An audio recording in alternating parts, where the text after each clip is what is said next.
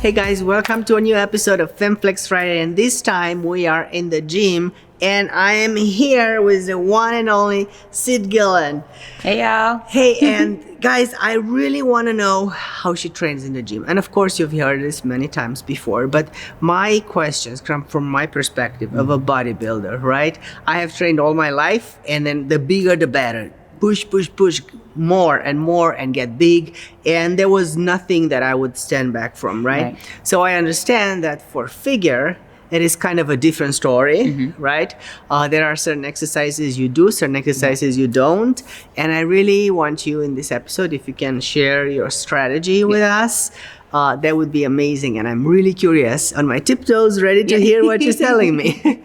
So let's say if you were to emphasize one body part, that would be the body part that you focus on the most for your goal, right? Your stage goal. What would that be? That would be back. Everybody knows a V-taper is extremely, extremely crucial.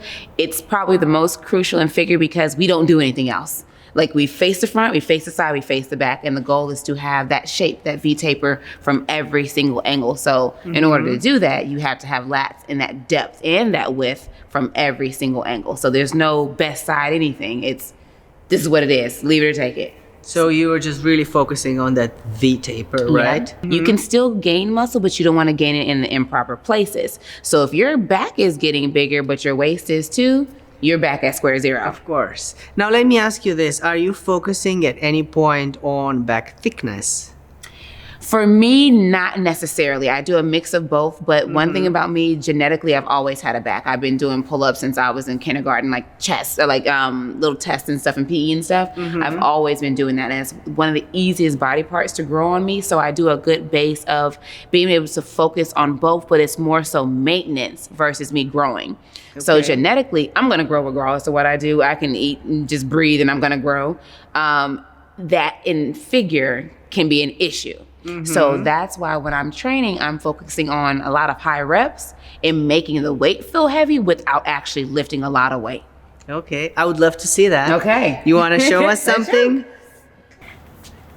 Okay, so what do you do? What do you start with? How do you prep your whole session? So I have 2 different days. I have a row day and a pull down day. Oh, good. Okay, so there's 2 different days. So today is technically my row day, but I'm going to show you how I do my pull downs and the tools that I use to make sure that I'm able to stay in my category and not grow what I don't want to grow. So key thing is my belt. I wear my belt anytime I'm lifting any weight, anytime I'm doing anything functional, anytime I'm moving. If you don't want your waist to grow, you want to make sure that you're conscious of what you're doing with your waist and the way you're breathing. The more you breathe and push into your belt, the bigger your waist is probably going to get. And so I use this as a reminder to make sure that I'm not using my obliques or breathing out and pushing into the belt. I'm always conscious of always pulling in, pulling up the same way I would pose. So I train how I pose. Next piece. My hooks.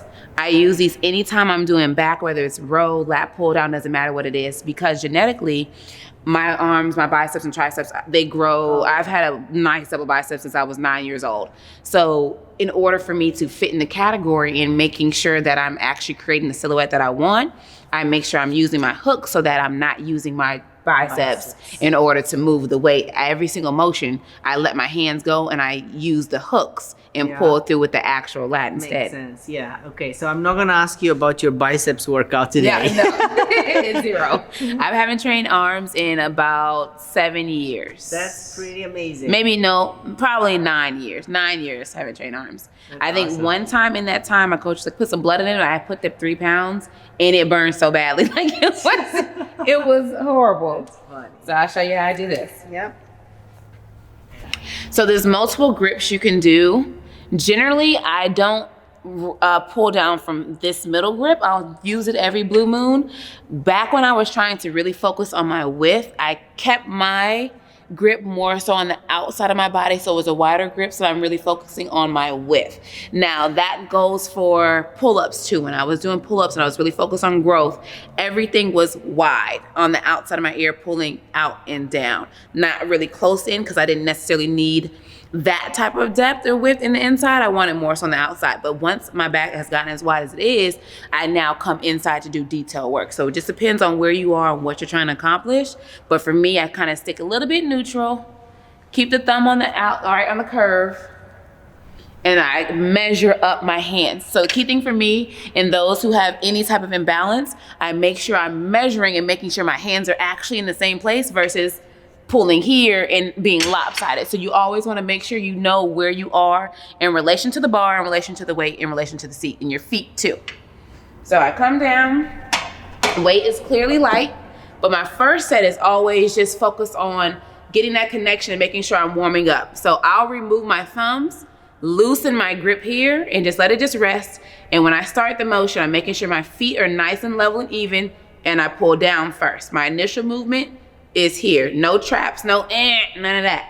Pull down and follow through with the elbows. And I'll do about 25 reps here. And I'll go through 4 sets, really just focusing on warming up, making sure I'm in tune with what I'm feeling while I'm moving. And then when I come to top of the motion, I like my rib cage to open. I like my elbows to rotate under so that I'm pulling with my lats, arching up at the top and squeezing so that I'm actually getting the lat work. And I'll pull through here. 4 sets of 25, that's your warm up? That will be the entire exercise. Mm-hmm. Okay. So majority when I'm training in the improvement season in particular, I won't go below 15 reps. Okay. Ever. So the range is 25 to 15. 25 to 15. Primarily year round, and that only switches when I go to my coach. Okay. And then so that's you squeeze, and it's not like you're not gonna be dead. It's gonna be some burn, but you're not gonna be exhausted. Correct? Depending on how you do it. So the way I train myself is I superset everything. Okay. Okay. So I'm moving. So you chances are you're gonna be dead because the way my style, I kind of describe it as heavy as possible, little rep as possible, fast as possible. Okay. All of those things go together. So eventually you're going to tap out. That. Yeah. You'll tap out. You will. Yeah. But the point is not increasing your weight or moving or like really struggling to pull down the weight. Right. It's all about form and squeeze and focus on the muscle. It should be you're learning which rep range. So in my 15 rep range, I know what number I should be at and what feeling I should be at for that rep range. If I need to lift 10 rep in a 10 rep range, I'm gonna have to drop the pins down more, which I don't need to do for me. But did you have to do it in the beginning of your career? In the beginning, yes. In the beginning, I was lifting all the weights. You had like a off season, like a growing. Yes. Well, so for me, I can grow into shows. Okay. So it doesn't. I never really have a grow season because I eat regardless. But what I mean, in the very, very beginning, I was lifting traditionally you had heavy. To lift exactly. Yes.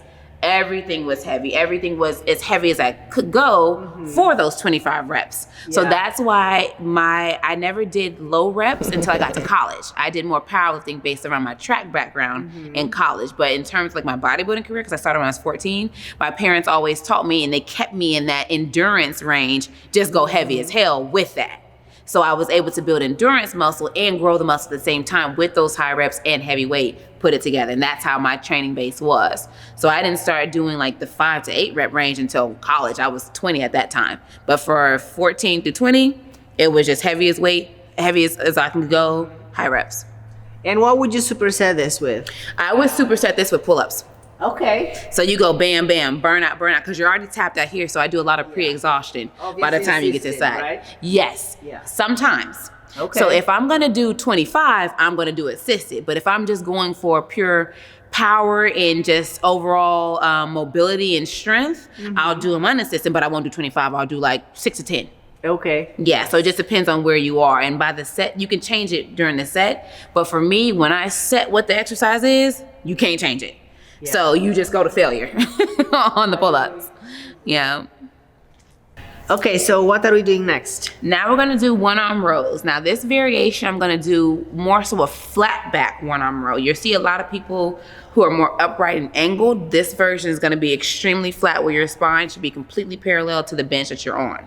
Wow, that is, that requires very little weight. Yes. Yes. So it doesn't little weight. burn your lower back that much. Exactly. Because keep in mind, everything I'm doing is centered around keeping my waist as small as possible, my back as big as possible, and making sure that's able to happen at the same time. And if I'm throwing the weight around, slinging, using all this momentum, trap is in there, rear delta is in there. You're working everything that you're not even, your goal is not to work.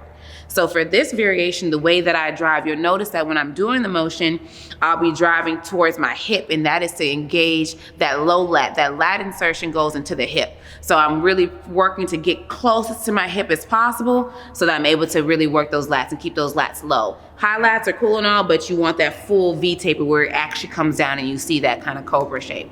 Absolutely. Let's see how it's done. So here, I set my base leg up here. I keep it nice and tight to the pad. My abs are tight. I grab here. I set my hook in first. As I set here, I start the motion from here. Right here, I'm gonna drop my trap, but keep my chest up. My abs are tight. My foot is planted. I'm going to now let that stretch through. Turn the hand and roll to my hip. And when I release, I'm still keeping that trap deactivated. And the only thing I'm feeling engaged is that low lat. It is almost like an arch. Yes. You're like arching the arm. You're not pulling straight up. Right. And I roll through. So while I'm doing that, where I'm feeling that is down here. So you see the piece, the low piece of what I'm feeling at is technically under my belt. So the muscle is still working, but I am not pushing outwards. That's gonna be the goal. I love that. What do you superset this with? This was superset with another row variation. I like to go onto a cable and switch up cables with the dumbbell work. So that way I'm getting cable work, I'm getting dumbbell work, I'm getting barbell work. And you're just mixing up all the different attributes and the benefits to all three of those tools. I really want to see your shape on the one arm rows with the cables. Okay, yeah, let's do it. I gotta do 3 on this side real quick, 1 second. Also, key thing is don't be lopsided. So if you do single arm work, don't do something on one side that you do not do on the other. Always remember that. So, go here, drive it up. And the key thing too, this pace is not just for show. For y'all, this is the pace I actually train the muscle. Like you won't see me move fast on damn near anything. Unless I'm sprinting, I'm not moving fast. So always remember that too. You want to get that time and attention so that you're actually aware of what you're working and that you're controlling the weight. Now, as that gets easier, which it does, I can keep that same pace up to 50 pounds for 15 reps. So as you get stronger, you're moving that same pace. Once the weight starts getting heavier, you don't start moving faster. You move the same pace when the weight was lighter as it gets heavier. You don't change your form. Okay, so how do you do your one arm cable rows? So one arm cable rows, there's a couple ways you can do it. This one we're gonna do the low variation where you take it down pretty low. You should have to bend down and get this. Now, key thing is when you're doing unilateral work, which I do a lot of, which I suggest for everybody to do, but especially if you have scoliosis, lordosis, any type of spinal abnormality, one side gets tighter, whichever, you're gonna wanna do more unilateral work so that you're aware of what you're actually working on each side, which side is weaker, where you need to find your strength and kind of focus on that. Now, another key thing, when you're doing unilateral work, don't start with your right arm on another exercise and then start with your left on another exercise. I'm very detail oriented, so if I start with my right, I'm gonna start with my right on the same time, so that way I'm getting the same amount of rest time on this arm as the other arm, because you don't want to give either side of your body more time to recover, thus recover and grow differently. So I'm gonna start with my right hand again. I'm gonna get a little tension on the rope. I'm gonna kind of sit a little bit more so that my spine is nice and straight. I'm pulling through my heels. I'm letting that trap go again. Everything is down low. Neck is down low. The key thing is you don't want your traps engaged unless you want big traps. And then figure you do not need your traps at all. Always think of the higher your traps, the smaller your shoulders will look. You don't want all of this to be in one plane. You want to see that shoulder pop off the collarbone and the traps stay low. So be aware of what picture you're trying to create while you're training. So I'm here. I'm gonna take this hand that's not working, place it on my hip. I'm not pushing down, I'm just placing it. I'm gonna line my hips up with the middle of here so that I'm pulling outwards. This hand is center line body, hand is low here. Again, my hip is straight, my hand is loose, my trap is down. I'm gonna take this spine down, nice and neutral, drive my hand and drive it towards the hip. Now this one won't go all the way down towards the hip bone like the dumbbell will because you're in the machine. It kind of restricts your motion on that one, which is fine because you don't need the exact same motion. You want to hit it a little bit differently with a little bit different variation. So I'm pulling here, letting my lat move, squeeze at the back. You should feel that contraction. If you don't feel that contraction, you're actually not working the muscle like you could be in order for the maximum range. Okay, so when I get done with this arm, I'm gonna take this out. When the weight gets heavy, you won't be able to do your hands like this. You kind of just walk it up.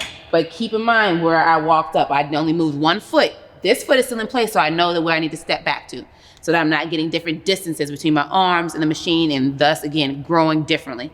Be aware of all those nuances. So now I'm back in place. I know I'm in the same place because this foot did not move.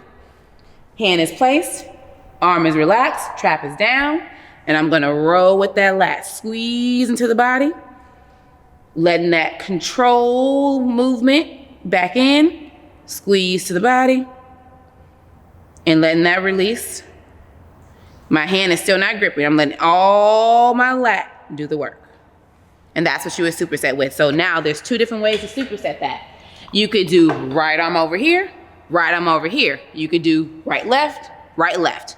If you do right and right, you're gonna tap out faster because you wear out the entire right side of the body, but that left side is still resting.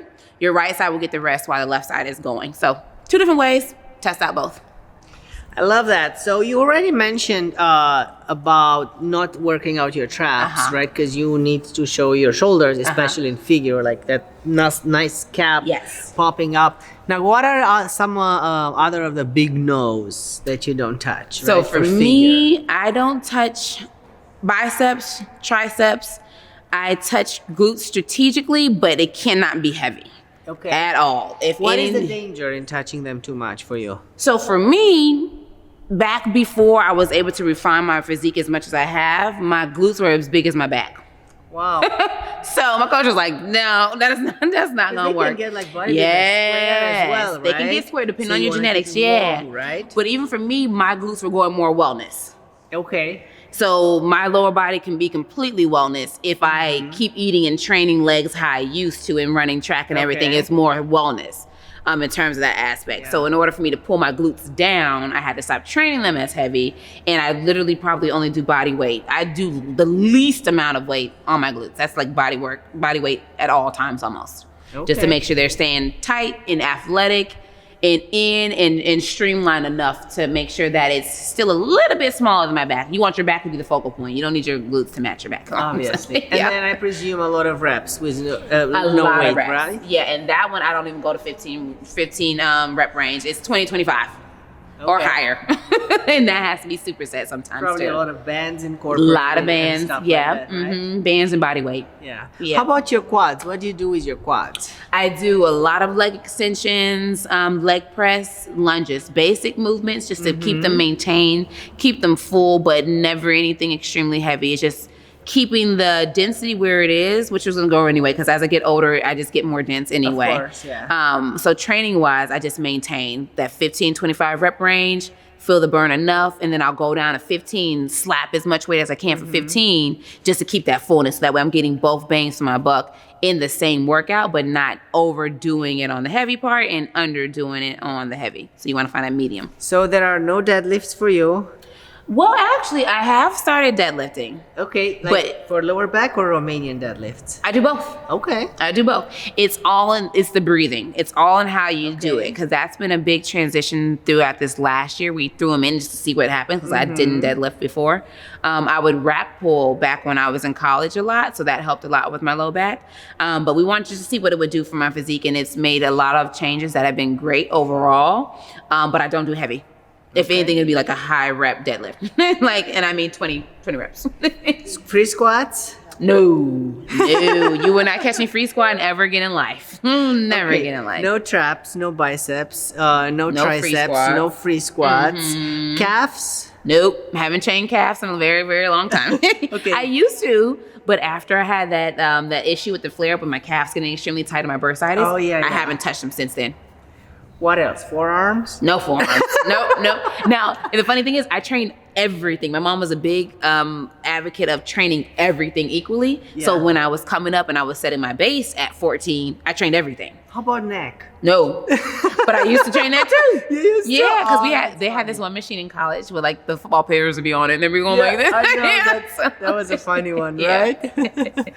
Well, thank you so much for sharing all this knowledge with us. It was very informative and I thoroughly enjoyed it. So if I want to get a body like you, I have to train like you and get rid of all of this. Well, you have to train the layers that I've trained. It's Okay, been layers. 17 years of training. So Okay. you got to go through all the styles. You go through the heavy, you go through growing certain things at certain times, and then it all eventually comes together 17 years later. So if you're patient, you can build your perfect body. It won't necessarily look mine, but it'll look like your best body.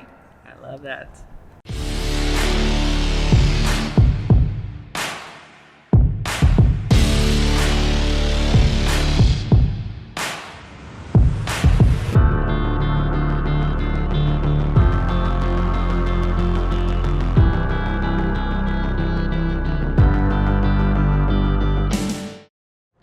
Okay, we're in the gym and Miss Olympia Andrea Shaw is gonna teach us, give us some tips. Yes. Let's start with what? Some of my favorite exercises. So, rear delt flies.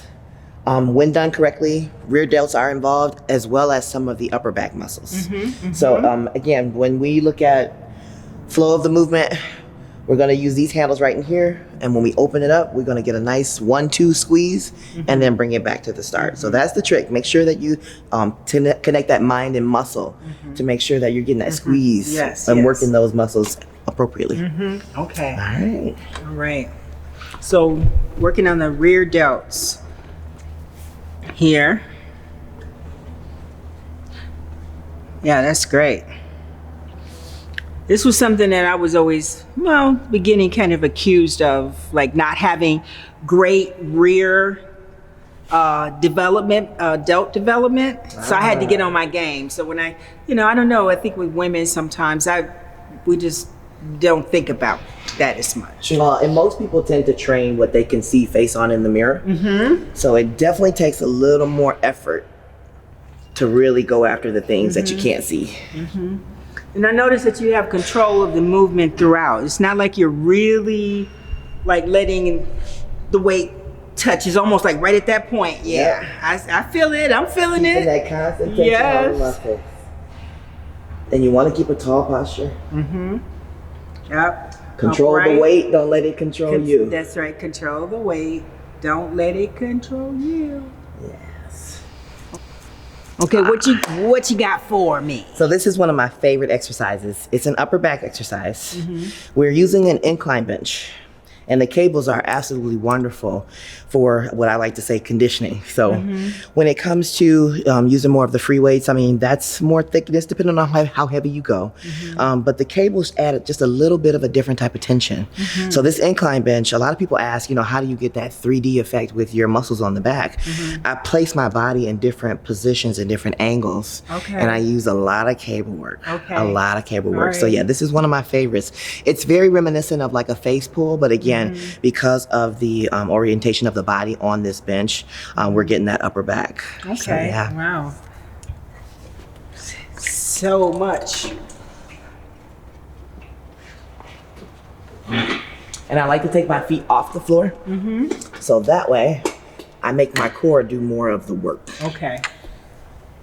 You need to extend it a little bit more, don't you? Bench Back just a little bit. Because you want to be able to have a good range. Right, good range. I saw that. There you go. All right. All right. Show us how you get that beautiful back. So you're going to keep the elbows out to the side. Pull in, squeeze. Okay, I see. And then extend back out. Okay, so elbows out to the side. You got it. And keep them fairly high. Again, that thing with the cables, continuous tension, and it is different using cables for the back. And don't let the weight stack touch. Okay. So whenever you can keep the weight stack from touching, there's still added tension on those muscles. Yeah, I see. Yep, she's still in control of that weight throughout the entire movement, all the repetitions. How many reps do you pretty much do? Does it vary? Yeah, depending on how heavy I go. So it's usually a good range between 12 and 20. Obviously, the lighter the weight, definitely more towards 20. The heavier the weight, more towards 12. Yeah. And do you do this like, where would it fall within that back exercise routine? Toward the end, second exercise, third exercise, fourth? Probably about the second or third. Okay. And probably with some sort of a superset. Okay. So maybe like a lat pull down or a seated row. And then I vary the grip. So this is more of a narrow to like neutral grip. I would superset this with something that has like a wide grip. Okay. And you're feeling this in your upper? All up in here, upper back. Okay, yeah, I see it. You get a little biceps in here, they're secondary, but It's nice to have variety. it is.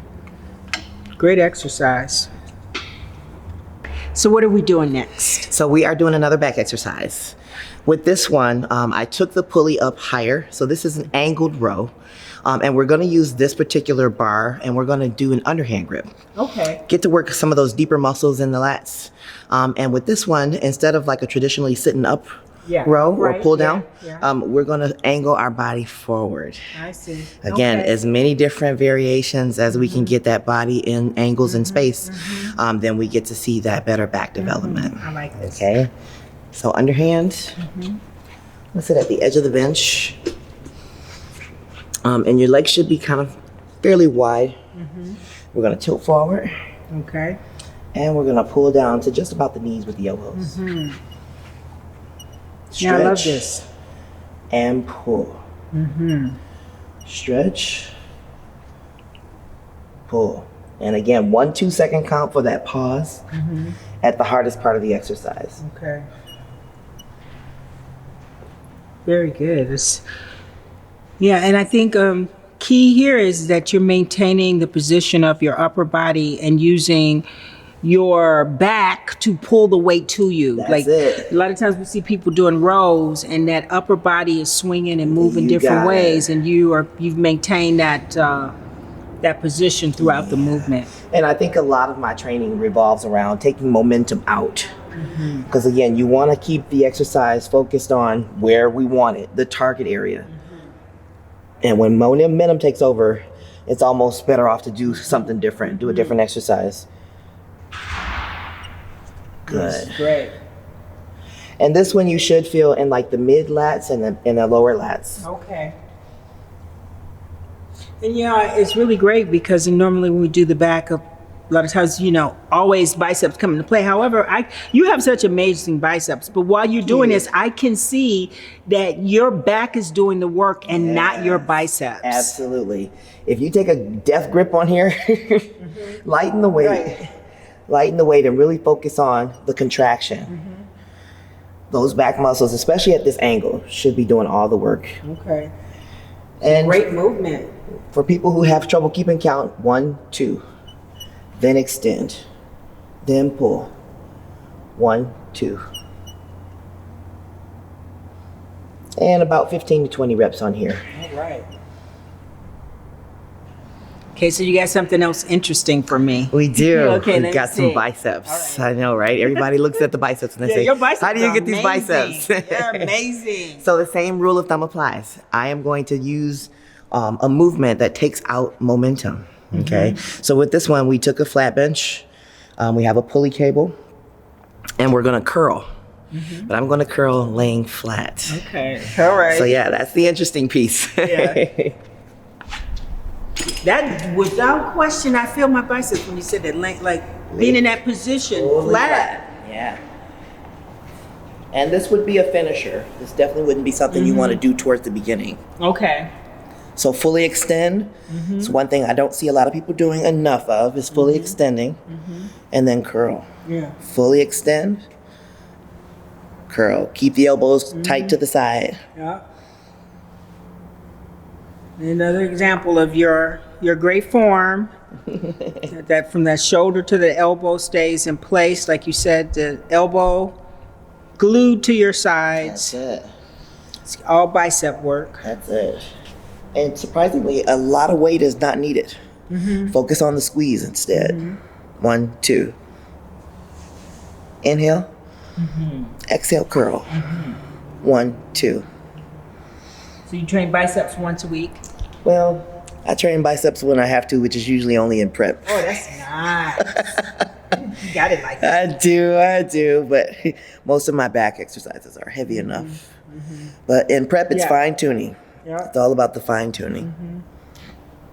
And this one is definitely one of my favorites. Well, thank you so much for showing us some really unique exercises. We know that rear delt, but you showed us a lot with the cables and how you can vary. Yeah, and these I absolutely they're a part of my workout routine when I'm in prep, for sure. Because again, the calories aren't there to do a lot of heavy lifting during prep. So yeah, these are like my little secret go-tos for getting the extra details for the stage. Yeah, cables, always a great go-to. So you do normally like what?